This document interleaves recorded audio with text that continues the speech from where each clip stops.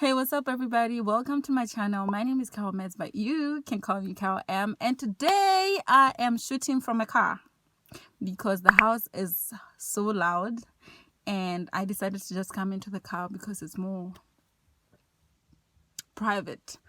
And it might be surprising because today I want to talk about serial killers. I decided to do something really different, which is to introduce to you a new series which I'm calling True Crime, the Serial Killer Series. I think we have heard a lot about your Ted Bundys and your Jeffrey Dahmers, and I just wanted to do something that is centered around Africa. And I thought, why not do serial killers in Africa? So I guess we can call it the serial killers of Africa, right? This series is for the lovers of true crime and anything gore, or for anyone who's bored and wants to find out about the gruesome murders that have taken place in this very continent. So buckle up, kitty cats, it's about to get bumpy.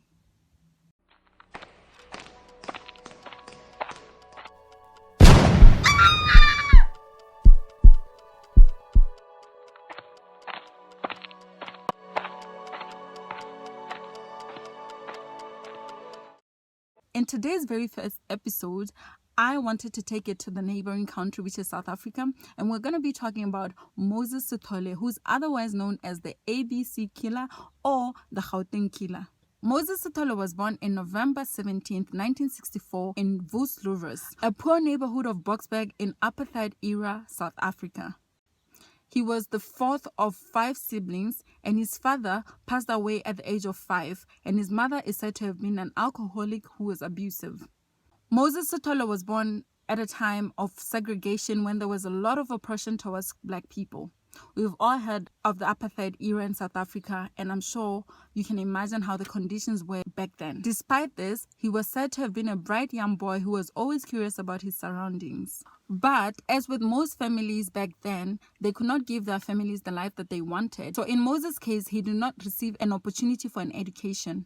On top of the abuse, his mother, shortly after the passing of her husband, abandoned Moses and his siblings. They were taken into an orphanage, and by the age of 8, Moses tried to escape and went back home, where his mother sent him back. Just imagine escaping from one hell, trying to go home to where you feel is a sanctuary, only for you to be turned back. Oh my God. At age 11, he was moved to another orphanage where he spent all his teen years until he escaped yet again to go and live with his older brother. It is said that Moses held a few odd jobs like most of us here and there, and he was said to have been very popular with the ladies. It's said that he was intelligent, well-spoken, but he had a very vicious temper. Of course, that's why we're doing this story, right? It's not known when Sithole raped his first victim, but his first recorded incidence of rape was in September of 1987. Moses Sithole attacked his then-girlfriend's older sister. He raped her and left her tied up with her own clothes. She escaped but did not report the incident to the police.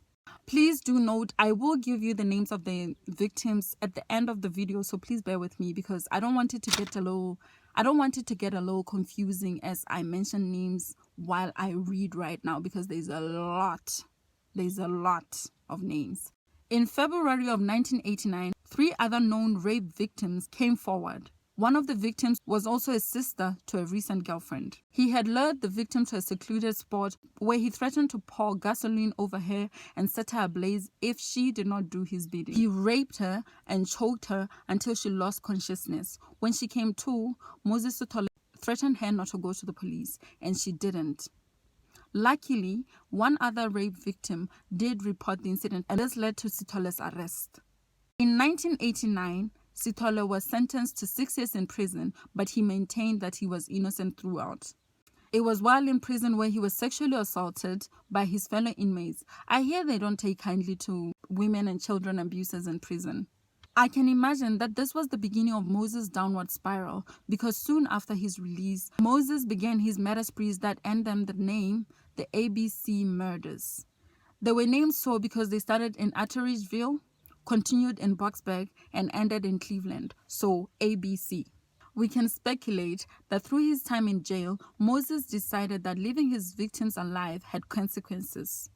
It is not known how soon after his release that Moses began his killing and rape spree. But between January and April 1995 in Atteridgeville, west of Pretoria, 4 bodies of young black women were discovered. This began a chain of events that unearthed an appalling litany of brutality and death. On July 17, 1995, a witness reported to have spotted Sithole at a distance in the company of a young woman. The witness then discovered her body when he went to investigate. Unfortunately, the witness was too far away to even recognize Sithole or to even give a positive ID, and thus Sithole remained at large. It is September 17, 1995. A man is walking through a field during a hunt when he stumbles upon a body lying dead. The pantyhose that she had been strangled with still strung tightly around her neck. Upon closer investigation, more bodies were discovered. They were all in varying states of decomposition, lying strewn all around the field. Naturally, he calls the police. The victims were all black women. They had all been strangled and bound with pieces of clothing. One of the victims was bound by a bra, and just a few feet away was her infant son lying dead as well. It was evident to the investigators that they were dealing with a serial killer, but they had no idea who it could be. As time went on, bodies would be found every few days or so. After raping and strangling one poor lady, Moses had carved onto her skin, or written onto her skin, "She's a B word," and 2 other messages, "I am not fighting with you, please." And the other one read, "We must stay here for as long as you don't understand." He, Moses Sithole, would use pieces of the victim's own clothing, underwear, pantyhose, sometimes shoelaces, belts, and even purse handles. It is said that the last victims were strangled with a garrote, with a piece of clothing and a stick. You know how you can, like, the thing that winds around, I don't know if you know that. To add salt to injury, Moses Sithole is said to have had a habit of calling the victims' families, taunting them with the gruesome acts he had performed on the victims. Imagine getting a call and the person on the other line is just describing in detail how your aunt, your mother, your daughter, your wife passed away. I'm sorry, I don't even have words. One lady disappeared in the midst of all this. Her disappearance seemed to fit the pattern of the other victims, and while getting details from family and friends, the lead investigator was given a name, Moses Sithole. Moses Sithole had approached them, the friend told the investigators, and offered the victim a job. This matched the stories that the investigators had heard from the other victims' friends and families that an unknown man had offered the victim a job, and shortly after they would disappear, only to turn up in a field gagged and disposed of.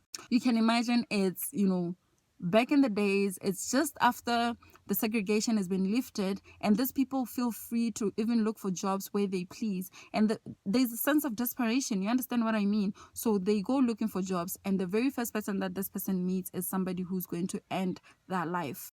What dear Moses would do is he would wake up every day, dress up like a snazzy gentleman, go about his merry way just trying to entice women with offers of jobs. Then he'd promise to take them to their new job. They would walk through a field and Moses would just immediately pounce on them. He would lure them into a field where he'd proceed to beat, gag, and rape the victims to their death. He had even made up an organization titled Youth Against Human Abuse that he used to lure victims, promising them a desk job or a receptionist job at that organization. But it was found out later that this organization never existed. This was just another way of Moses' tricks to get a victim to come with him, and he would then proceed to do the unthinkable. Despite now knowing his name, the police were unable to locate Sithole, who continued his killing spree unfazed by the media attention that his gruesome murders got. The investigators dug more into this. Who is Moses Sithole? And they found out that Moses Sithole had been in jail previously for rape. The investigators go back to the friend of the missing victim. Remember the one who had been the only one to remember Moses Sithole's name? Yes, that one. Let's keep up. They go back and they show this lady a photo, a picture of Moses Sithole, and the lady's like, "That's right, that's him." Following on this, the police, now with a positive ID, follow up on Moses. They go to his home to take him in for questioning, only to find his live-in girlfriend and his infant child. She, the girlfriend, tells the police that just weeks prior, Moses had just up and left and she had no idea who Moses Sithole was.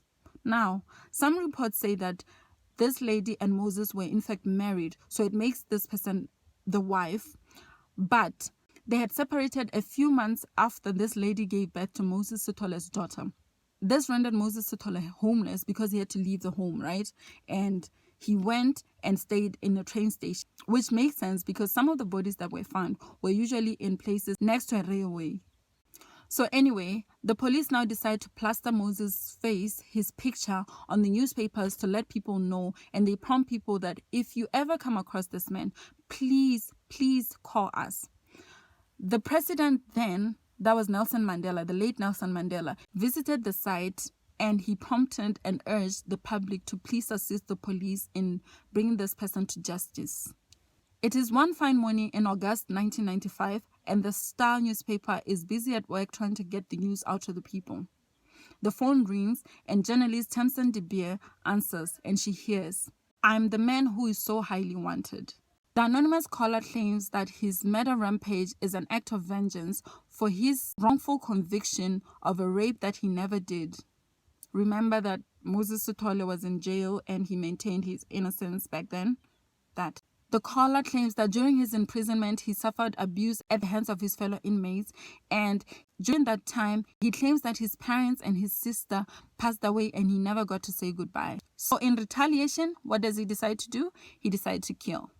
Tamsin asks the anonymous caller to prove that he is indeed who he says he is. And the caller says, there's a lady who I think the police has not discovered yet. Let me give you some details. And he tells the details and signs off with directions. And indeed it was so. The police find the victim exactly how it had been described by the anonymous caller, exactly where anonymous caller said it was going to be. The caller would call again and talk to Tamsin, giving even more clues and proving that he is who he says he is. On the third call, the unknown caller was cut off. You know how those pain phones were like back in the days, right? You could only chat with however many coins you had to reload the call. So I guess Mr. Caller over here didn't have enough coins to continue chatting. So Tamsin is like, please give me a number that I can call you on. And this person provides a payphone phone number. At this point, the police have been alerted, and Tamsin is supposed to keep this caller on the call so that the police can get to the location of the payphone and arrest this person. But this person somehow, during the call, he just cuts the call off, and he put two and two together and made a run for it. So the police, when they arrived, they didn't find the caller. This person, he's always one step ahead, like. So this person has information not known to the general public, and the police have a suspect who is Moses Sithole. So they release his photos and pictures out to the public so that the people are aware who they're dealing with. However, 3 more bodies were discovered, making it obvious that Moses Sithole was not deterred at all by the media attention or the public outrage that was going on at that time. Shortly after, Moses Sithole makes a desperate call to his brother-in-law, asking him to help him find a gun. The brother-in-law agrees, and he tells Moses to meet him at his workplace, which is at a factory. Soon after the call, the brother-in-law decides to alert the police. So the police decide to ambush him, but to do so, they need to be smart, right? So they enlist the help of undercover officers.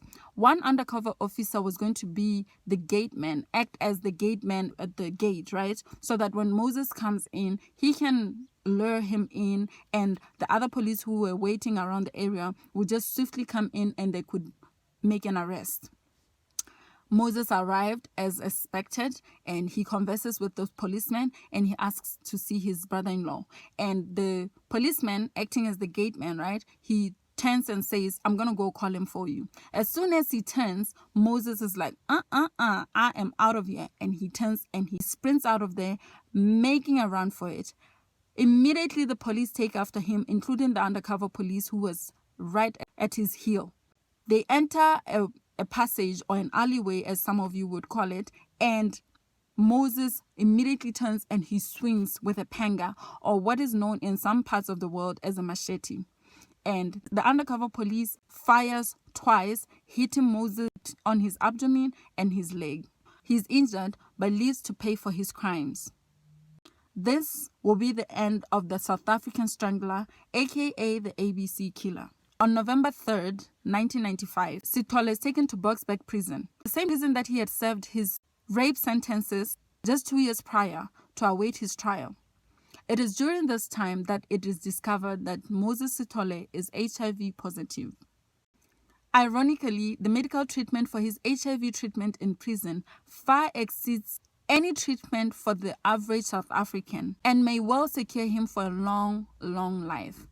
December 5th, 1997, Moses Sithole is found guilty for 38 murders, 40 rapes, and some robbery cases. He is sentenced to 50 years for each of the murder cases and 12 years for each of the rape cases, making the total effective sentence 2,410 years, including the robbery cases that I mentioned. Sithole would be required to at least serve 930 years in jail before being eligible for parole. That will be in the year 2927. None of us would be alive then, so what was the reason? It's getting dark now. Sorry if the quality of the video is a little weird now. I'm sorry, it's gotten dark. But anyway, if any of you know why some people actually receive such ridiculous numbers of sentences, could you enlighten me down below? Because I'd really want to know, why won't they just say life in prison? You understand what I mean? I need to understand. Moses Sithole remains alive today in the Pretoria Central Prison in the C-Max section, which is the highest security block in all of South Africa. He is now 57 years old. His terror began in 1994, and by 1995, he had killed 38 victims. This was a man who worked with trying to trick people into believing that he was something that he was not, only for him to earn trust, break it by killing, raping, gagging, torturing, doing anything that he could to just kill someone. His first victim, MANAMA, was only 18 years of age. His second victim, THETHE, was 26 years of age. His third victim, Joyce Mashabela, was 32. Refilo Mokale was 24. Rose Mogotsi was 22. An unidentified victim whose age was unknown, Beauty Soko, was 27. Sarah Mokono was 25. There was Nikwe Diko, who, this one really broke my heart. She was 24 and she was raped with a stick. The next victim really shattered my heart as well. She was murdered along with her son. Her name was Letta Ndlagamandla. She was 25. Her son Sibusiso was only 2. The next victim was Esther Maineja. She was 29. Greni Ramela was 21. Elizabeth Matetsa was 19. Mildred Lipule was 28. Francina Siteba was 25. Ernestina Mosebo was 30. Elsie Masango was 25. Josephine Mlangeni was 25. Oscarina Jakalase was 30. An unknown victim whose age was unknown, Makoba Mokhosi, was 26. 2 unidentified victims whose ages were unknown. There was Nelisiwe Zulu, she was 26. There was Amelia Rapodile, she was 43. An unknown victim. There was Monica Vilakaji, she was 31. Hazel Madikizela was 21. Zidi Matela was 45. 3 unidentified victims whose ages were unknown. There was Agnes Mbuli, was 20. An unidentified victim whose age was unknown. There was Mbuti Ndabeni, whose age was unknown. The last 2 were unidentified victims as well. May all their souls rest in peace. And that brings us to the end of my very first episode of my true crime series titled Serial Killers of Africa. I will be covering the gruesome acts at the hands of serial killers in Africa. So please do subscribe, like, comment below. Please let me know of any serial killers of Africa that you know. I would love to cover them. Do comment down below. But to avoid your comment being buried in the other comments, please shoot me an email at carolmets219@gmail.com and let me know of a name or a story that you'd like me to cover that is situated in Africa. Thank you so much for tuning in. Please, please, please stay safe out there. I mean it. And I wish you all the best. Love and light to you and yours.